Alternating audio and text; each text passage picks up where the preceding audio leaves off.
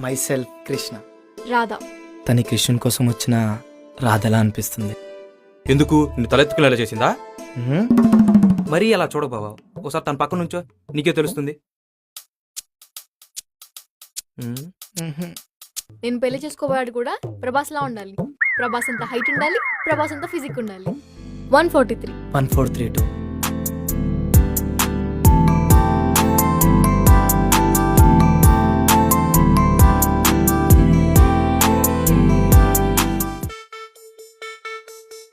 తనకు వచ్చిన మ్యాచ్ అంటారా, నెక్స్ట్ వీక్ తన పెళ్లి చూపులు అంట.